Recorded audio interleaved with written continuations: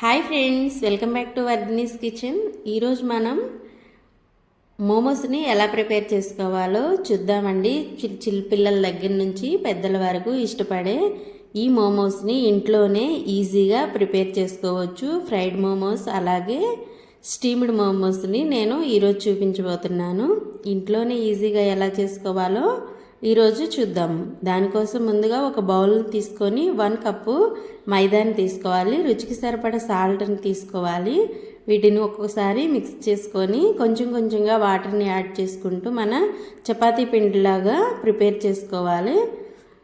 ఇలా ప్రిపేర్ చేసుకున్న తర్వాత పైనుంచి కొంచెం ఆయిల్ని అప్లై చేసి మూత పెట్టుకొని ఒక హాఫ్ అన్ అవర్ వరకు రెస్ట్ ఇవ్వాలండి. ఈలోపు మనం స్టఫింగ్ని ప్రిపేర్ చేసుకుందాము. స్టఫింగ్ కోసం ఒక 1 టేబుల్ స్పూన్ ఆయిల్ని యాడ్ చేసుకోండి. అలాగే ఒక 4 to 5 వెల్లుల్లి రెబ్బల్ని ఇలా కట్ చేసి, అలాగే అల్లంని, అలాగే నెక్స్ట్ 1 మీడియం సైజు ఆనియన్ని చిన్న చిన్న పీసెస్గా కట్ చేసుకొని ఇలా యాడ్ చేసుకోండి. నెక్స్ట్ క్యారెట్, అలాగే క్యాబేజీ, నెక్స్ట్ క్యాప్సికమ్ అన్నిటిని యాడ్ చేసుకుని దీనిలో ఉన్న మనకి వెజిటేబుల్స్లో ఉన్న వాటర్ అనేది ఇంకిపోతే సరిపోతుందండి. అలాగే స్ప్రింగ్ ఆనియన్స్ని, అలాగే కొంచెం రుచికి సరిపడా సాల్ట్ని యాడ్ చేసుకోండి. స్ప్రింగ్ ఆనియన్స్ అనేది ఆప్షనల్ అండి. నెక్స్ట్ రుచికి సరిపడా సాల్టు, గరం మసాలా, సోయా సాస్ని యాడ్ చేసుకొని ఒకసారి మిక్స్ చేసుకొని దీనిలో ఉన్న తడంతా ఇంకిపోయే వరకు వీటిని ఫ్రై చేసుకొని పక్కన పెట్టుకోవాలి. ఇలా ఫ్రై అయిన తర్వాత ఫైనల్గా కొత్తిమీరని యాడ్ చేసుకొని స్టవ్ ఆఫ్ చేసుకొని ఒక హాఫ్ లెమన్ చెక్కని ఇలా జ్యూస్ని పిండేసుకోండి. ఇలా పిండేసుకొని ఒకసారి కలుపుకొని పక్కన పెట్టేసుకొని నెక్స్ట్ మనం పిండిని ఒకసారి చెక్ చేద్దాం. ఇలా మరొకసారి నీట్ చేసుకొని ఈ పిండిని కూడా చిన్న చిన్న బాల్స్గా డివైడ్ చేసుకోవాలి. ఈ పిండిని చిన్న చిన్న బాల్స్గా డివైడ్ చేసుకొని మనం చిన్న చిన్న పూరీలాగా వీటిని ముందు ప్రిపేర్ చేసుకోవాలండి. ఫ్లోర్ పైన కొంచెం పిండిని చల్లుకొని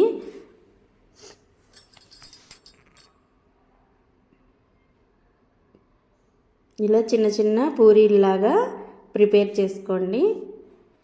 నెక్స్ట్ ఈ పూరీల్లో మనం ముందుగా ప్రిపేర్ చేసుకున్న స్టఫింగ్ని పెట్టుకొని నేను వీడియో క్లిప్లో చూపిస్తున్న విధంగా వీటిని క్లోజ్ చేసుకోవాలండి. ముందు కొంచెం కొంచెంగా ఇట్లా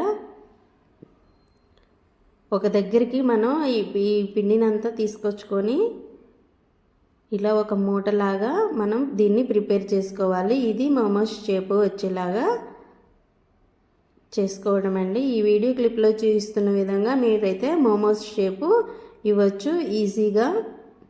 ఇలా మొత్తం ఒక దగ్గరికి తీసుకొచ్చి ఒక మూటలాగా మనం ప్రిపేర్ చేసుకుంటే సరిపోతుంది. ఇలా మిగతా అన్నిటిని కూడా ప్రిపేర్ చేసుకొని స్టీమ్ చేసుకోవటమేనండి. ఇలా నా దగ్గర రైస్ కుక్కర్కి వచ్చి స్టీమర్ ఉందండి. సో నేను దానిలో స్టీమ్ చేస్తున్నాను. మీ దగ్గర కనుక ఇది లేదు అనుకుంటే మనం ఇడ్లీ పాత్రలోనైనా ఇడ్లీలాగా మనం స్టీమ్ చేసుకోవటమేనండి. కొంచెం దూరంగా అయితే వీటిని పెట్టుకోవాలి. ఉడికిన తర్వాత కొంచెం లావ్ అవుతాయి.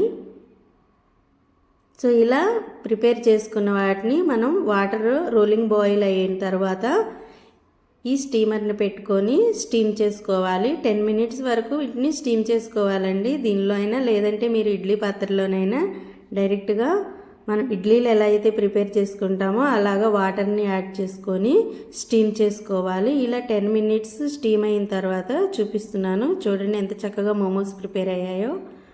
సో నెక్స్ట్ మనం ఫ్రైడ్ మోమోస్ని ఎలా చేసుకోవాలో చూద్దాం. దానికి డీప్ ఫ్రైకి సరిపడా ఆయిల్ని యాడ్ చేసుకొని ఇలా మోమోస్ని ప్రిపేర్ చేసుకొని ఫ్రై చేసుకోవటమేనండి. వీటిని పూర్తిగా లో ఫ్లేమ్లో ఫ్రై చేసుకోవాలి, లేదంటే పైన కలర్ వచ్చేస్తుంది, లోపల ఉడకదు. సో ఇలా ఫ్రై చేసుకుంటే మనకి ఫ్రైడ్ మోమోస్ అయితే ప్రిపేర్ అవుతాయి. మీకు ఏ మోమోస్ ఇష్టపడతారో అలాగా ఆ మోమోస్ని మీరు ప్రిఫర్ చేయొచ్చు. నేనైతే స్టీమ్డ్ మోమోస్నే ప్రిఫర్ చేస్తానండి. ఫ్రైడ్ మోమోస్ కంటే కూడా స్టీమ్డ్ మోమోసే చాలా బాగుంటాయి టేస్టీగా. అలాగే హెల్త్కి కూడా స్టీమ్డ్ మోమోసే మంచిది.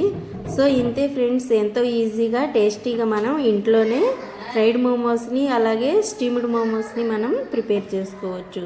సో మీరు తప్పకుండా ట్రై చేయండి. నాకు కామెంట్ బాక్స్లో మీ ఫీడ్బ్యాక్ని నాకు తెలియచేయండి. అలాగే ఇలాంటి మరెన్నో రెసిపీస్ కోసం మన ఛానల్ని సబ్స్క్రైబ్ చేయండి, లైక్ చేయండి, షేర్ చేయండి. Thank you friends.